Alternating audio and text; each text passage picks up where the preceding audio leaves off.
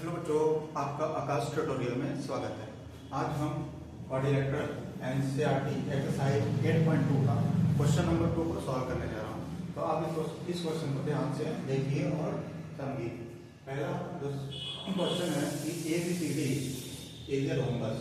ABCD क्या है? Rhombus है। PQRS are mid point of side AB, BC, CD and D respectively.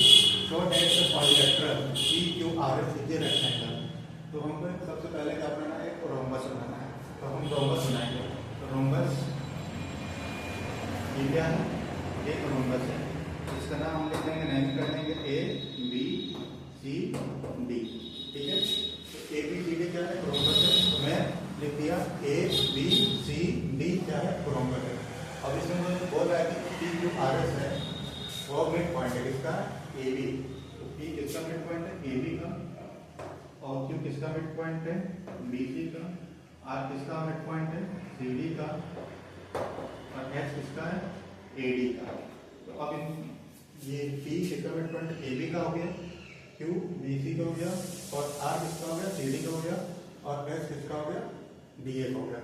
अब इन सारे पॉइंट्स को हम क्या करेंगे? मिला देंगे। तो इसको इससे मिला देते हैं, इसको इससे, इसको इससे मिला देते हैं, और इसको इससे मिला देते हैं। तो ये मेरा फिगर बन गया।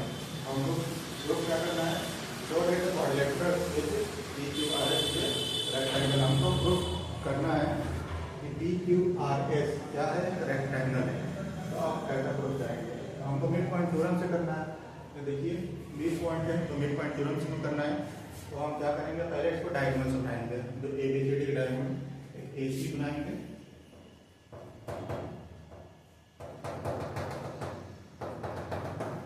ठीक है। तो AC डायगोनल हो गया। तो हम गिवन में पहले क्या लिखेंगे? गिवन में हम लिखेंगे कि ABCD इज अ रोम्बस। ठीक है। तो प्रूफ में हमको क्या करना है? प्रूफ में हमको लिखना है कि PQRS is rectangle. PQRS is rectangle. ठीक है। तो हम लोग क्या लिखेंगे? प्रूफ लिखेंगे। तो प्रूफ में जो SR है किसके पैरेलल है? AC के पैरेलल है। तो लिखेंगे SR पैरेलल टू AC। तो हम SR क्या लिख सकते हैं? SR equal to half of AC लिख सकता हूँ। इससे लिख सकता हूँ मिड पॉइंट थ्योरम। मैं इसके पहले वीडियो में मिड पॉइंट थ्योरम समझाया हूँ, तो उसमें आप इसको देख सकते हैं कि ये कैसे आया है। मेरा first video mid point theorem का है, जिसमें मैं इसका एक्सप्लेनेशन किया हूँ। आप मेरे प्रीवियस वीडियो में देख सकते हैं। तो इसको हम लिख सकते हैं mid point theorem. Mid point theorem को शॉर्ट में कैसे लिखेंगे? MPT। तो MPT मिड पॉइंट थ्योरम से मैं लिख दिया इसको। ठीक है। अब इसको इक्वेशन हम मान लीजिए। अब लिखेंगे जो PQ है वो भी AC के पैरेलल है। ठीक है। तो लिखेंगे PQ पैरेलल टू AC। तो PQ में किसका हाफ है? हाफ ऑफ AC का। इसको हम कैसे लिख सकते हैं? MPT। इसकी इक्वेशन 2 मान लिया।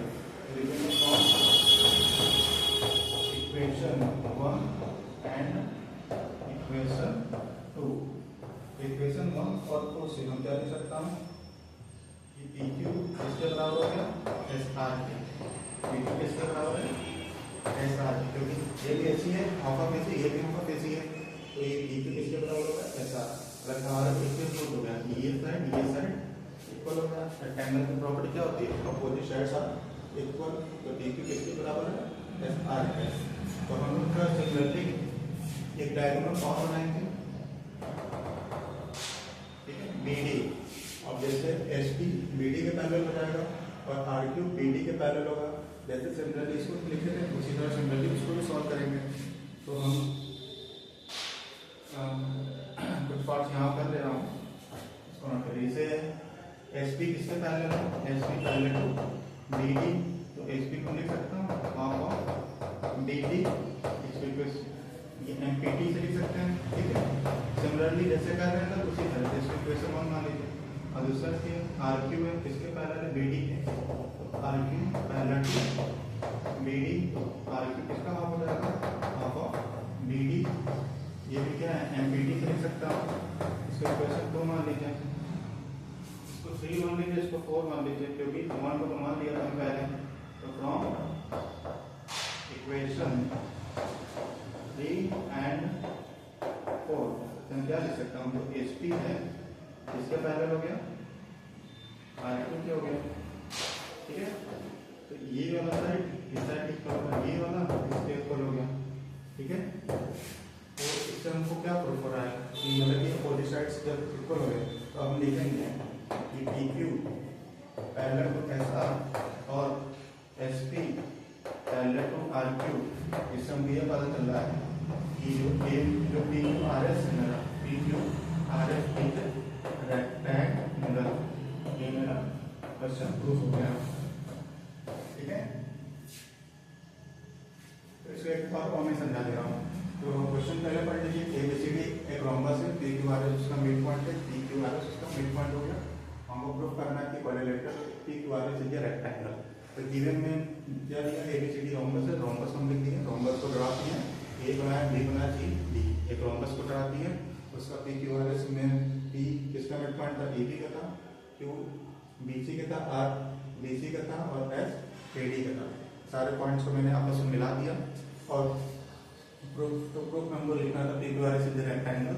हमको पी क्यू आर एस को रेक्टेंगल दिखाना है, तो हम क्या लिखेंगे प्रूफ में हम लोग देखेंगे कि जो एस आर है किसके पैरेलल है, ए सी के पैरेलल है, ठीक है। एस आर किसके पैरेलल है, ए सी के। तो एस आर किसका आधा हो जाएगा, ए सी का आधा हो जाएगा। और पी क्यू किसके पैरेलल है, पी क्यू ए सी के पैरेलल है। तो पी क्यू को हम क्या लिखेंगे, हाफ ऑफ ए सी। इसको इक्वेशन 1 माने थे, इसको इक्वेशन 2 माने थे और 1 और 2 को बराबर कर दिया, पी क्यू एस आर के बराबर हो गया। इसी सिमिलरली एक डायगोनल बी डी ली है, और बी डी किसके पैरेलल है, एस पी के। S P equal to half of B D by M P T. M P T mid point theorem के थ्रू लिख सकता हूँ।